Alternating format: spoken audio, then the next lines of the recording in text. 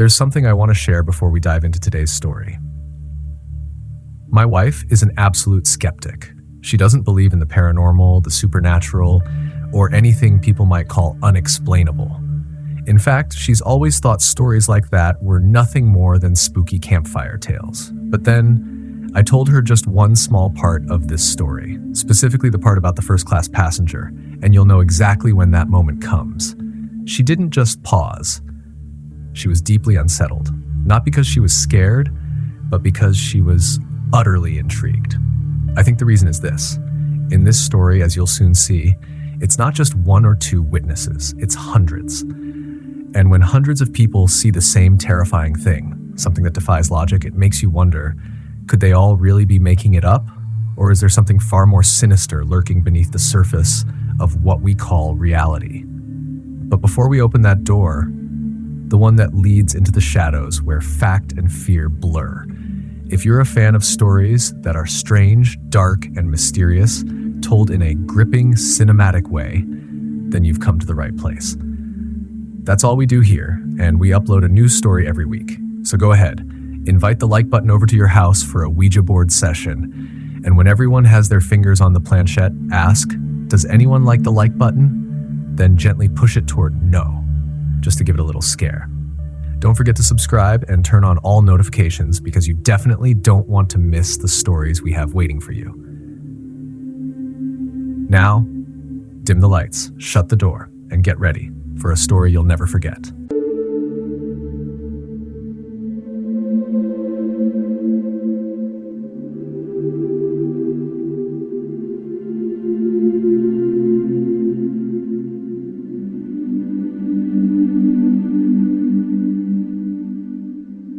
Around 8:30 p.m. on December 29, 1972, passengers inside of JFK International Airport in Queens, New York, heard over the intercom that Eastern Airlines Flight 401 to Miami was now boarding. About 30 minutes later, all 176 passengers, which included the 13 crew members, had made it on board, and then at that point, the 13 crew members began making their final preparations for takeoff.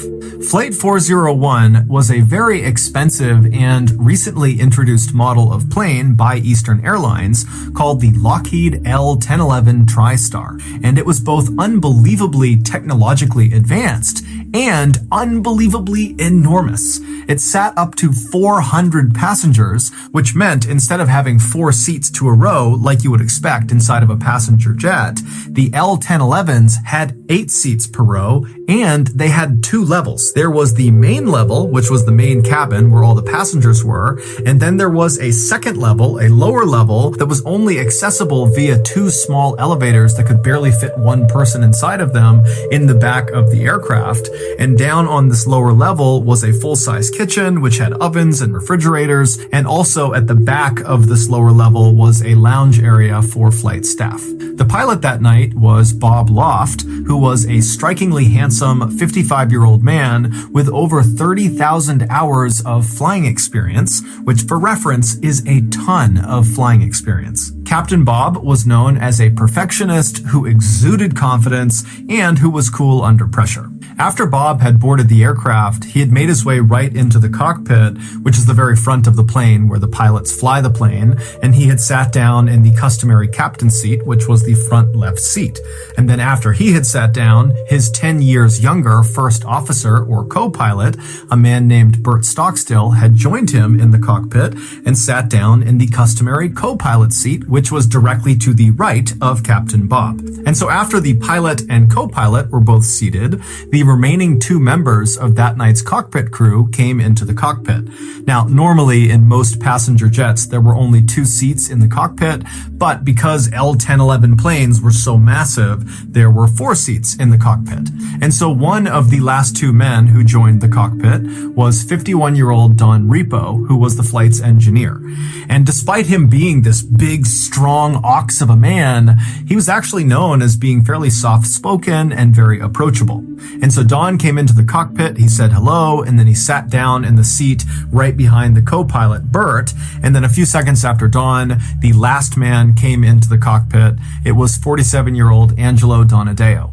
Angelo was not actually part of that night's flight crew. However, he was an employee of Eastern Airlines, and that night he needed to get to Miami, and so the company had put him on Flight 401 and sat him in the fourth and final seat in the cockpit right behind Captain Bob.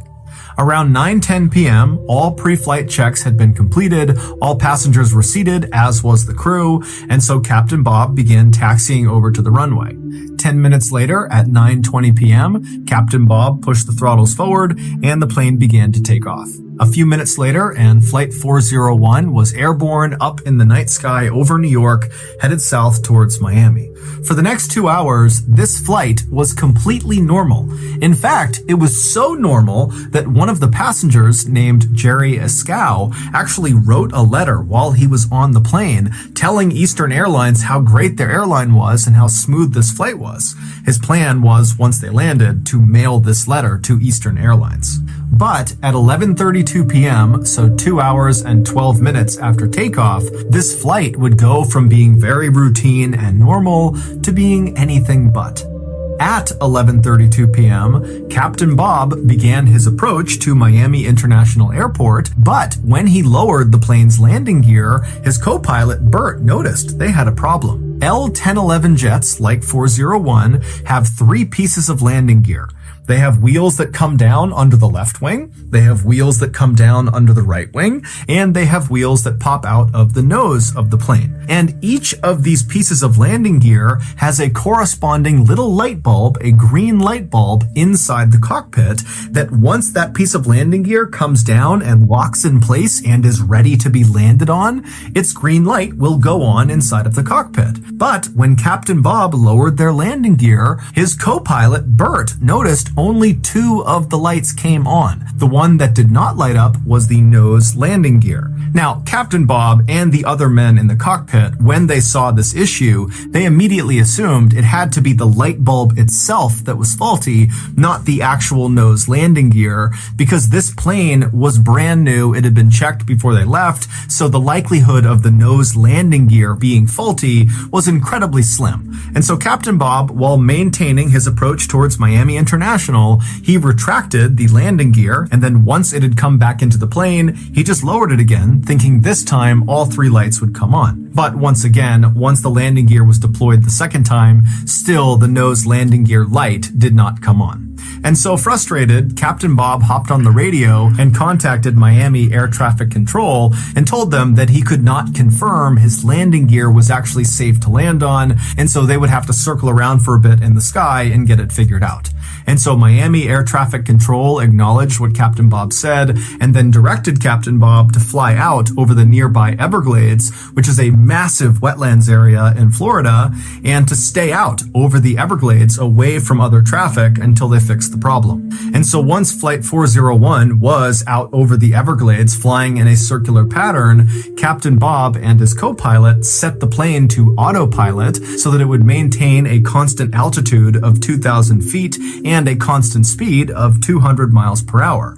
And so once the plane was all set, Captain Bob and his co-pilot Bert began fiddling with this front nose gear indicator light bulb, which they were convinced was faulty. And so they started by pressing on the light, and when that didn't work, they began twisting it, and when that didn't work, they actually pulled the light bulb off the panel and kind of blew the dirt and grime off of it, and then they jammed it back into the panel. But as soon as they did, not only did it not go back on, but they realized they had put it in sideways, and so they couldn't actually get it out again. And so now they're thinking, this light's not going to go on at all. We need to find another way to make sure the nose landing gear has come down. And so Captain Bob at this point is totally frustrated, and so he turns around and he looks at Don Repo, the flight engineer who's sitting right behind the co-pilot, and he tells Don to go down into the hellhole and directly inspect the front landing gear himself. So the hellhole is a space right below the cockpit, and the way you get to it is through a trap door in the floor in the center of the cockpit. And then once down in the hellhole, there is this window that looks straight towards the front of the aircraft where you could look out and actually see the front landing gear, and you could make sure it was down or not. And so Don Repo, he gets out of his seat and he opens up the hellhole trap door and he makes his way down below. Meanwhile, 2,000 feet below Flight 401, a 43-year-old man named Robert Marquise, along with a friend of his, were looking for frogs in the Everglades, riding around on Robert's airboat. An airboat is a flat-bottomed boat with this huge fan on the back of it that propels it forward. It's popular in the Everglades because the water depth is so shallow. At points in the Everglades, the water's only a couple of inches deep. And so all around these two guys, it is totally pitch black out. There are no buildings or people for miles and miles and miles. Their only light source is Robert's headlamp. And so at some point, Robert turns off the airboat, and he and his friend are just standing in the middle of it, kind of scanning around on either side. And all around them, they can hear the sound of alligators growling and snakes and frogs moving about the tall grass. And as they're just kind of silently looking around them, out of the corner of Robert's eye, he sees something. And so he looks up right as he sees this huge orange and yellow flash that kind of came out of the ground roughly 5 miles away from where they were. And basically, as soon as Robert saw it, this flash dissipated and it was just totally gone. And so he turned to his friend who had not seen this flash. And Robert said, "Hey, let's go investigate. Let's see what that was." And so Robert fired up his boat again and he began flying across the Everglades straight in the direction of where he saw this flash. And after 15 minutes of cruising at 40 miles per hour across this dark expanse, they reached the area where this flash had been, and Robert and his friend, they just could not believe what they were looking at. About 20 minutes earlier, back up inside of Flight 401, when Captain Bob turned around in his seat to tell the flight engineer, Don Repo, to go down into the hellhole, it's believed that Captain Bob nudged the steering wheel with his leg. And this little nudge was enough to disengage the plane's autopilot, which sent the plane into a gradual descent. But nobody noticed. Because, one, it was totally pitch black outside, the Everglades below them, there's no lights, there's nothing, and there was no moon that night, and so when they're looking out the window, there would have been no visual cues that they were going down, up, or anything. It just would have looked like a total void outside. And two, the descent they were now suddenly in was so gradual, it would not have felt like they were tumbling out of the sky. It would have felt like they were just cruising as expected. And three, all of the men in the cockpit were completely fixated on this light bulb problem. In fact, they were so fixated that when an alarm went off inside of the cockpit telling them they had dipped below their intended altitude of 2,000 feet, they were now going down, nobody noticed. Although, to their credit, this alarm only sounded once and it wasn't that loud. And so not long after Don Repo had gone down into the hellhole, the plane crashed into the Everglades. No one on board Flight 401, from the cockpit crew to the passengers to the other flight staff, had any idea they were in an emergency until they hit the ground. And when they hit the ground, the plane exploded, and that was what Robert Marquise saw when he looked up and saw that yellow and orange flash. And so Robert and his friend, they speed over to the crash site, and when they get there, they are the first ones there. And even though they're looking out and they can hear the sound of all these people screaming and crying and moaning, they can't see anything because the fire from this huge explosion was already out because the swampy wetlands had pretty much immediately extinguished it. And even though the plane had crashed into the ground at over 200 miles per hour, it had not struck the ground at a very steep angle because basically the plane was in this gradual descent pattern and just kind of coasted until it hit the ground. And so that, combined with the soft, muddy ground of the Everglades, meant that the impact of the plane hitting the ground was not nearly as violent as other plane crashes were, and that ultimately saved lives. In fact, dozens of passengers survived the initial impact with the ground, but many of them were left with these horrible injuries, or they were trapped within the wreckage, or both. When Robert and his friend arrived at the edge of the crash scene, Robert lifted up his headlamp and began to scan, and he saw all these body parts sticking out of the ground, and then his light rested on the first survivor he saw, and it was this man whose clothes had been completely burned off from the explosion. All he had on was just a little bit of his socks on both ankles, and this man was still strapped into the seat that he had been on the plane, and when the plane had broken up, his seat had fallen forward into the mud, pinning this man's upper body and most of his face under several inches of water. And so as Robert had scanned over with his light had hit this man's face, and he had looked up and pleaded with Robert and his friend to come get him before he drowned. And so Robert and his friend, they jumped off their boat and ran over to this guy and pulled the chair up and out of the water, saving this guy's life. But as soon as he was up and out of the water, Robert and his friend began hearing more calls from other people in the darkness screaming for help. Robert and his friend would do their absolute best to save as many people as they possibly could, but there was just too many people who needed saving and not enough time. About 30 minutes after Robert and his friend had arrived at the scene, the Coast Guard showed up in helicopters, and they, along with Robert and his friend, would spend the entire night pulling as many people to safety as they possibly could. By the time the sun came up on the following day, there were no other survivors left to save.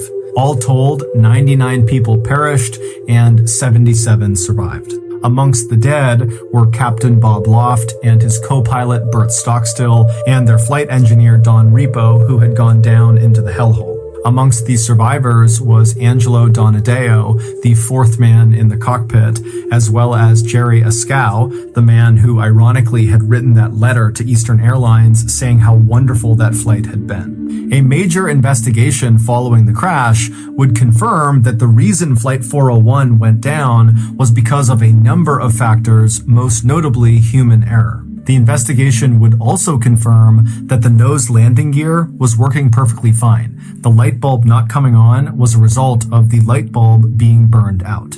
Following the investigation, Eastern Airlines would make every effort to compensate both the survivors of the crash and also families of those who were killed in the crash. Eastern Airlines would also make major changes to their training for their pilots and co-pilots and anybody that was ever going to be in the cockpit to ensure this type of disaster never happened again. But this was not the end of the story for Flight 401.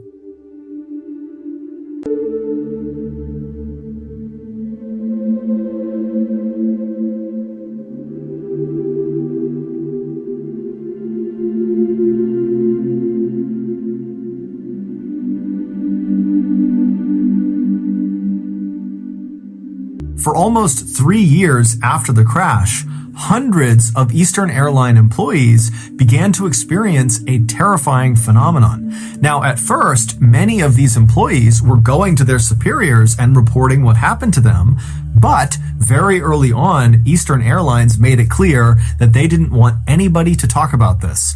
Anytime an employee made one of these reports about this phenomenon, they were either sent to the psychiatrist or they were just fired. However, despite this intense pressure from Eastern Airlines to their employees to be quiet about what was going on inside of their ranks, there were still some very brave employees who had firsthand experience with this terrifying phenomenon who still came forward and told their stories to the press and to journalists. They just did it anonymously. And so I'm going to tell you 2 of the most chilling accounts from those employees. Keep in mind, the names used in these stories have all been changed. In March of 1973, so 3 months after Flight 401 had crashed in the Everglades, an Eastern Airlines flight attendant named Ginny was assigned to a flight from New York to Fort Lauderdale, Florida. Working with her on this flight was her very close friend and fellow flight attendant, a woman named Denise. Neither of these 2 women were on Flight 401 when it crashed. The plane these 2 women would be working on their flight to Florida was called number 318 by Eastern Airlines, and it was an L-1011, just like Flight 401 had been. In fact, plane number 318 actually had some original parts from Flight 401 on it, because it would turn out after that huge investigation was done on the crash, crash, the investigators discovered lots of parts from Flight 401 were still in pretty good shape. And so after rigorously testing them and ensuring they did really work, those parts were actually installed on other L-1011 jets in the Eastern Airline fleet. Now, for the record, this was not considered an inappropriate thing to do. These parts were extremely expensive and they worked perfectly fine, and they were not involved in causing Flight 401 to crash.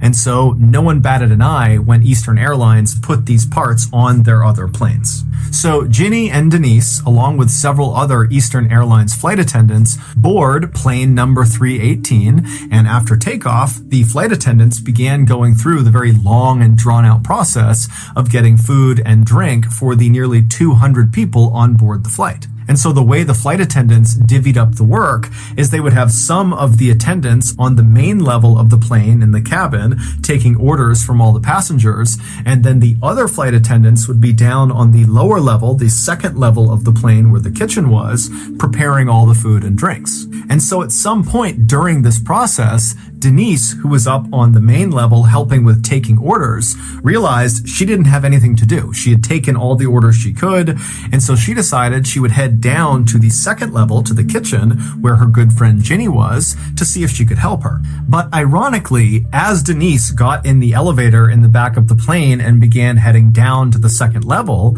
Ginny, who was on the second level, discovered she did not have anything to do. She'd already prepped her cart, and so she had gotten into the other elevator and began going up to the main level to see if Denise needed any help. And so the two women literally passed each other in their elevators, but didn't see each other. And so once Ginny arrived at the main level, the cabin level, she got off the elevator and she walked down the aisle and she began asking around to the other attendants if they knew where Denise was. And they would tell her, oh, she just left a minute ago to go down to see you. And so after a couple of minutes, Ginny would leave the main level and go back down the elevator to the lower level to find Denise.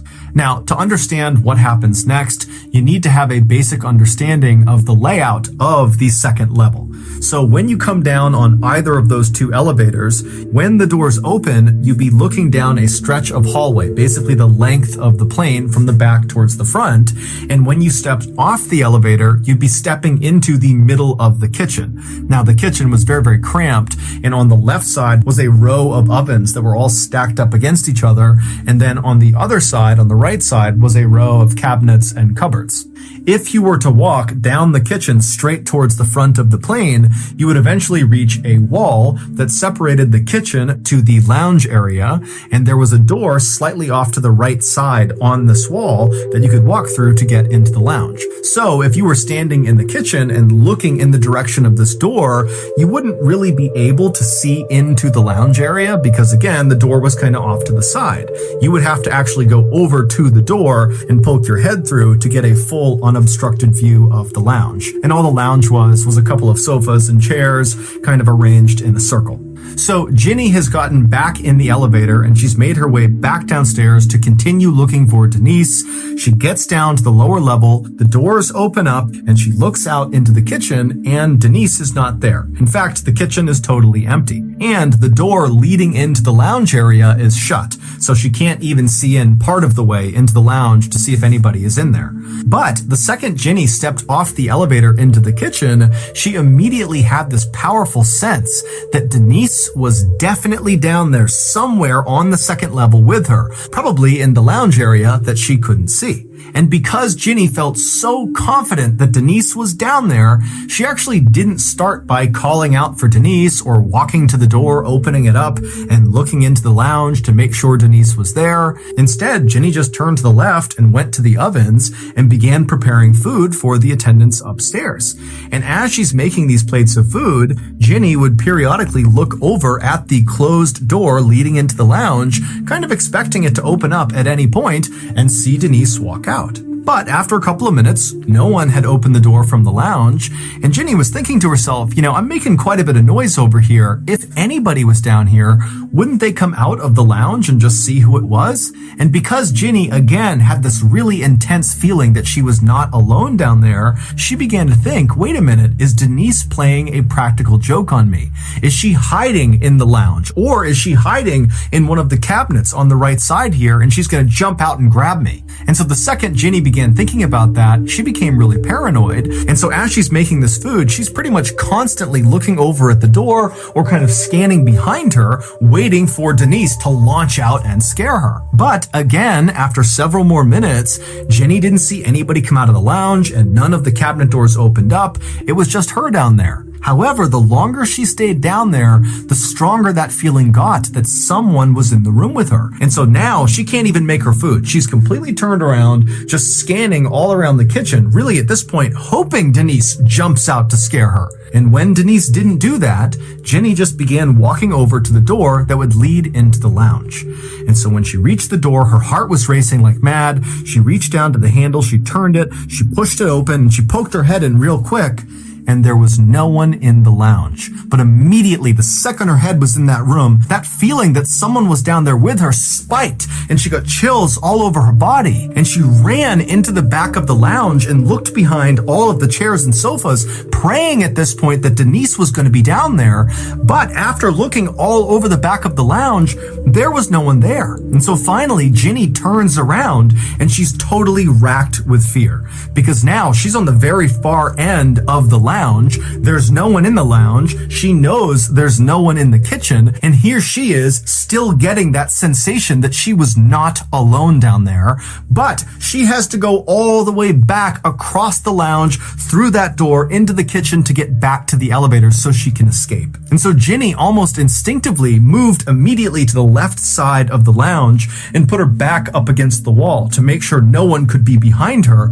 And then she began slowly inching her way along the left wall towards the door that was now open that would lead back into the kitchen. And as she's slowly shimmying along, her view of the kitchen is getting bigger and bigger and bigger. And the whole time she's thinking, I'm going to see someone in the kitchen because this sensation that someone is down here with me is not going away. But when she finally gets to the door and crosses into the kitchen, there's still no one there. And so she makes a run at that point to the elevator. She starts hitting the button. And as she's hitting the button, she's turning around and she has that awful feeling that someone's right behind her. And then finally the car comes down. She hops inside the elevator. She shuts the doors. She hits the button and she begins going back up.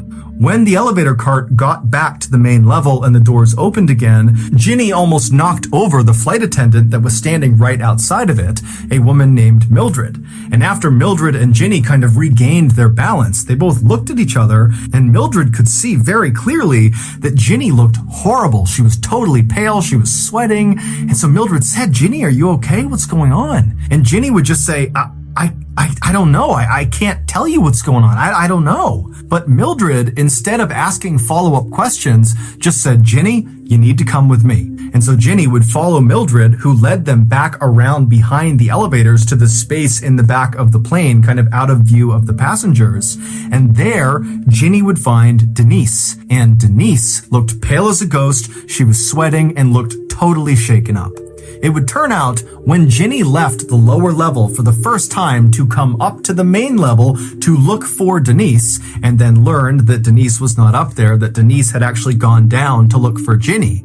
In those few minutes that Ginny was up on the main level before she went back down again to continue looking for Denise, Denise was on the lower level. And Denise would say when she got off the elevator into the kitchen, there was no one down there, but immediately she believed Ginny had to be down there because of the strong sense that she was not alone down there. However, when she opened up the door to look into the lounge, she didn't see anyone, and it totally spooked her. She shut the door, she ran back to the elevators, and she went back upstairs. And as she was going up in her elevator car, who, once again, passed her in the other elevator car? Ginny. And so once again, the two women did not see each other. And so these two women, who had never experienced anything like this before in their lives, had nearly identical experiences, totally independent of each other, just a couple of minutes apart in the exact same space. It was just too many coincidences for them to totally write it off. And so that was a big reason why they felt like they had to come forward with their information.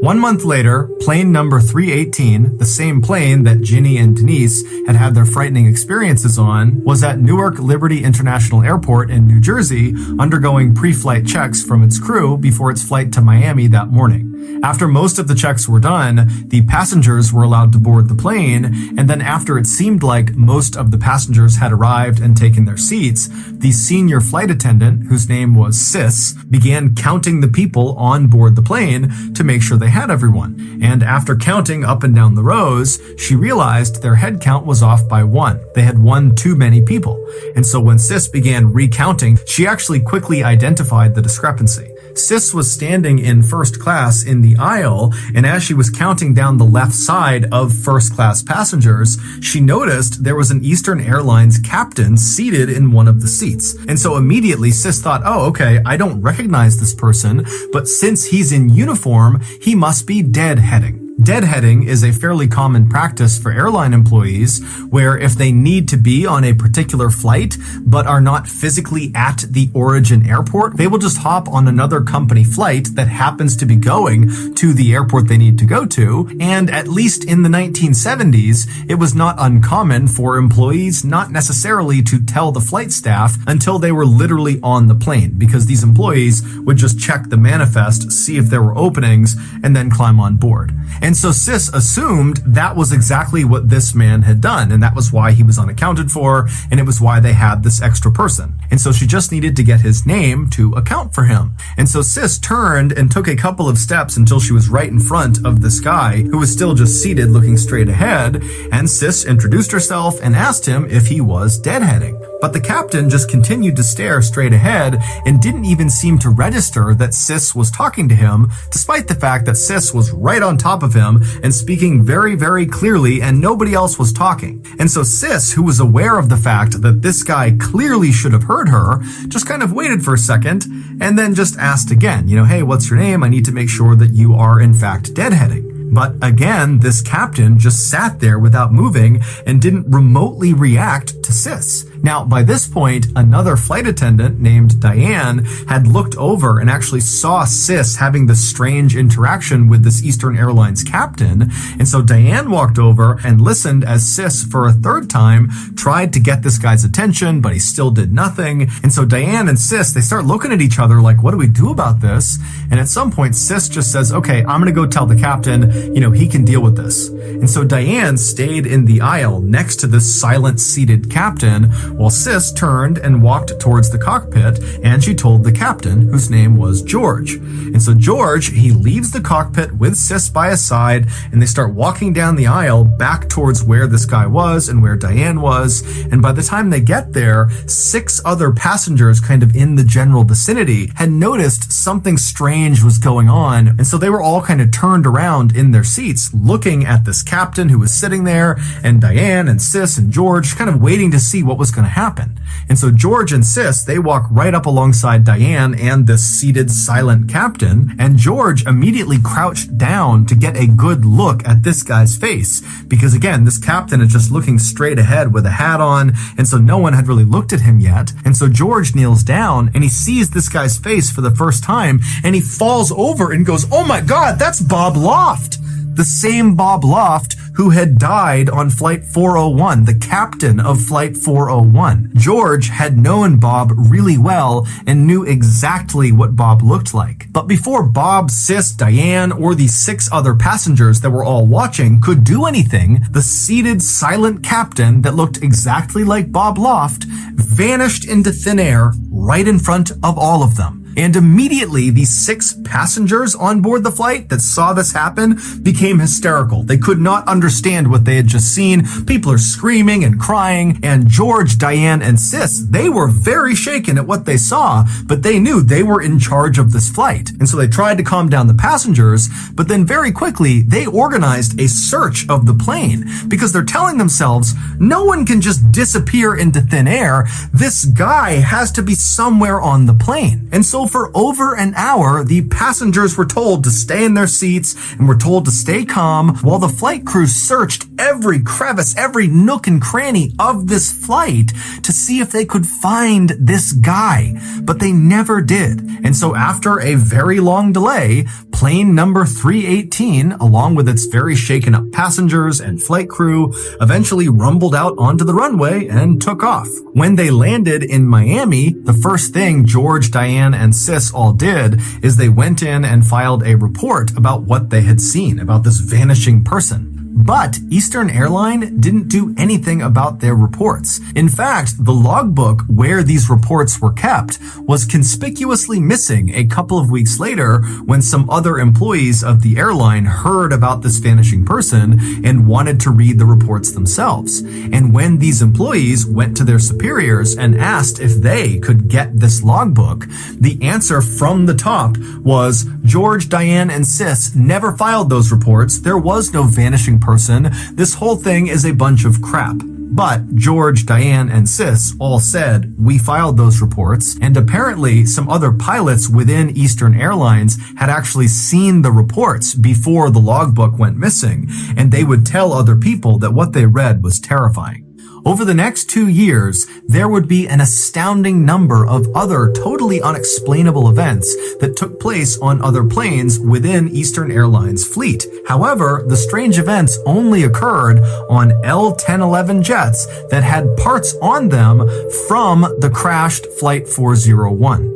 Some of these unexplained events included more sightings of the silent seated captain who looked just like Bob Loft. And in fact, one of those sightings was by an Eastern Airlines executive who, after seeing this captain vanish into thin air right in front of him, the executive freaked out and ran off the plane and demanded the plane be searched top to bottom. But like the last search, nothing was found. On another occasion, the catering company that loaded food directly into the second level of these L-1011s, basically right into the kitchen, one of their staff spotted a man wandering around the lower level that looked just like Don Repo, the flight engineer from the doomed Flight 401. And when this staff member spoke to this man who looked like Don Repo turned towards him and then vanished into thin air. The catering company was so scared when this happened that they refused to go back into the plane, and it caused a massive delay.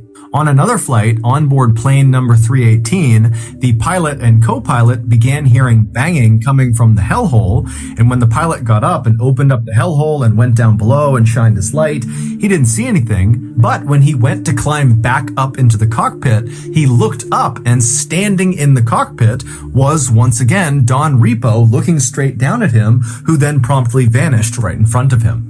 On another flight, a female passenger and coach who had been quiet the entire flight suddenly began screaming hysterically, and when they went up to her and asked her what was wrong, she was pointing at the seat next to her and said a man had suddenly appeared right next to her. He did not walk in, he just appeared next to her, and then when she began screaming, he vanished right in front of her. This woman was so upset that when they landed finally in Phoenix, Arizona, she had to be restrained in a straitjacket when they pulled her off the plane. But as terrifying as all of these events were, there was at least one instance where these apparitions appeared to be helpful to the people on the plane. One captain said he walked into the cockpit, and standing in there was flight engineer Don Repo, and Don promptly told the captain about a specific malfunction in one of the engines before Don vanished in front of this captain. Now, this captain was horrified at what he had just seen, but he did actually go down and have that engine looked at, and sure enough, the malfunction that Don Repo said it had.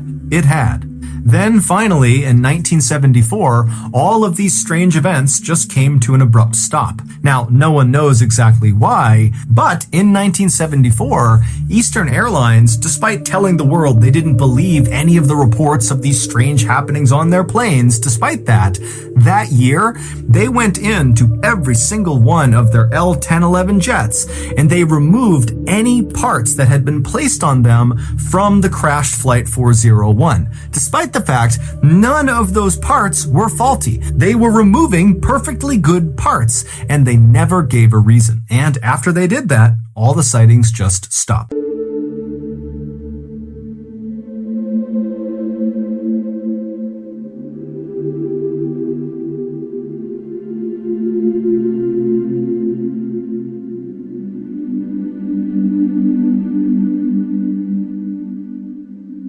just like that, the story ends.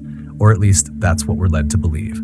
But sometimes stories like these don't truly end. They simply go quiet, waiting in the shadows until someone dares to look again. So, what do you think really happened? Was it coincidence? Mass hysteria?